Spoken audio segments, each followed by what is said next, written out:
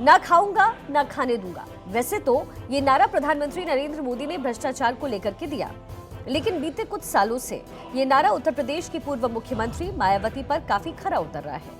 भ्रष्टाचार को लेकर के नहीं, बल्कि सत्ता और वोट बैंक को लेकर के। और ऐसा इसलिए क्योंकि चुनाव में महीनों पहले प्रत्याशी उतारने वाली बसपा इस बार आम चुनाव से पहले खामोश है। महीनों पहले प्रत्याशी उतार देना और बड़ी बड़ी चुनावी रैलियां करना मायावती की रणनीति का अहम पार्ट था, लेकिन इस बार मामला उल्टा है। जहां चुनाव में पहले हर तरफ सियासी सरगर्मी उफान पर है, तो लखनऊ में बीएसपी के दफ्तर पर सन्नाटा पसरा है। सिर्फ दफ्तर ही नहीं, पार्टी सुप्रीमो मायावती भी मौन है। न सड़कों और इमारतों की छत पर बीएसपी के नीले झंडे दिख रहे हैं और न ही मैदान में बीएसपी के कार्यकर्ता।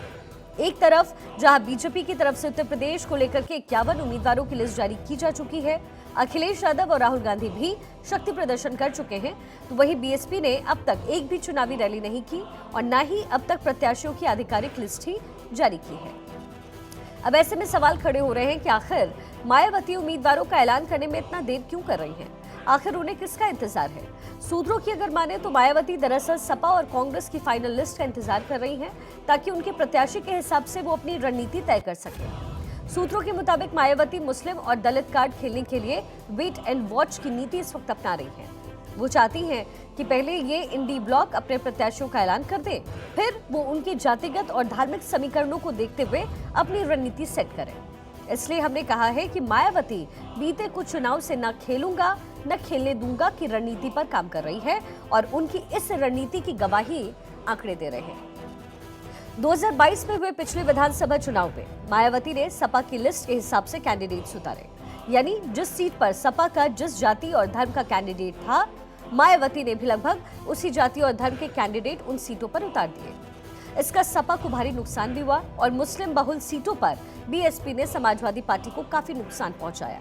उनकी इस रणनीति का असर ये हुआ कि समाजवादी पार्टी कई दर्जन सीटों पर बेहद कम मार्जिन से चुनाव हार गई और इसका सीधा फायदा हुआ बीजेपी को। इसलिए विपक्षी नेता बीएसपी को बीजेपी की बी टीम बताते रहे हैं। उनकी इस ताकत को देखते हुए विपक्षी दलों ने उन्हें इंडिया ब्लॉक में शामिल होने के लिए मनाने की पूरी कोशिश की, लेकिन मायावती ने न सिर्फ विपक्षी गठबंधन में शामिल होने से साफ इनकार किया, बल्कि अकेले चुनाव लड़ने का ऐलान भी कर दिया। अब ये तो हुआ एक एंगल।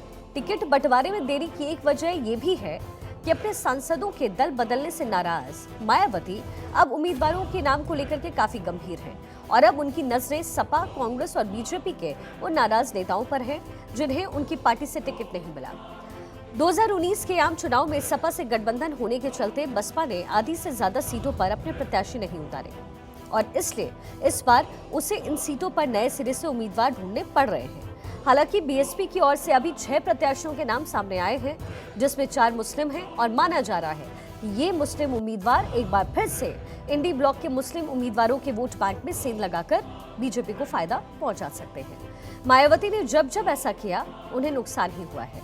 उनसे ज्यादा नुकसान समाजवादी पार्टी और कांग्रेस को हुआ है। जैसे 2022 के मेयर चुनाव में बीएसपी ने 17 में से 11 सीट पर मुस्लिम प्रत्याशी उतार दिए। हुआ वहां ये कि बीएसपी तो वैसे भी एक भी सीट नहीं जीत पाई, लेकिन इन सभी सीटों पर समाजवादी पार्टी की भी करारी हार हुई। और इसी तरीके से 2022 विधानसभा चुनाव में समाजवादी पार्टी ने 63 और कांग्रेस ने 60 मुस्लिम उम्मीदवार उतारे, तो बीएसपी ने सबसे ज्यादा 86 मुस्लिम प्रत्याशी उतार दिए। कई सीटों पर बेहद क्लोज फाइट हुई और इनमें से ज्यादातर सीटें बीजेपी ने ही जीती। दरअसल उत्तर प्रदेश में लोकसभा की 30 और विधानसभा की 150 सीटों पर मुस्लिम मतदाता प्रभावी हैं और चुनाव पर नजर रखने वाली संस्था CSDS की एक रिपोर्ट के मुताबिक 2017 विधानसभा चुनाव में 55% मुस्लिम वोट समाजवादी पार्टी के पाले में गया है, तो वहीं 33% कांग्रेस के पास गया।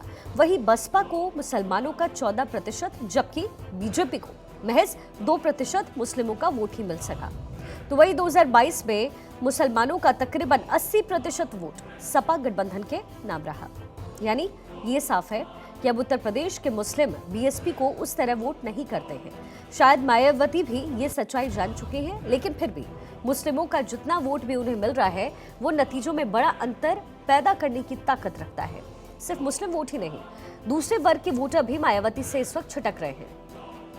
साल 2004 के लोकसभा चुनाव में जहां मायावती की पार्टी को 24.7% वोट मिले और उन्होंने 19 सीटें जीती, तो वहीं 2009 के लोकसभा चुनाव में उनका वोट प्रतिशत घट करके 227.4% रह गया, जबकि सीटें बढ़ करके 20 हो गई।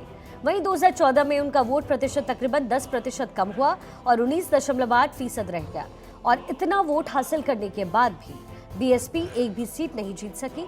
हालांकि जब उन्होंने समाजवादी पार्टी के साथ गठबंधन किया तो 2019 में उनका वोट बैंक जरूर घट करके 19.4% रह गया, लेकिन उन्होंने सीटें समाजवादी पार्टी से भी ज्यादा जीत ली। लेकिन अब जब वो अकेले चुनाव लड़ने का ऐलान कर चुकी है तो ये माना जा रहा है कि बीएसपी का कैंडिडेट खुद भले ही ना जीत सके, लेकिन इंडी ब्लॉक के प्रत्याशी को हरवा जरूर सकता है।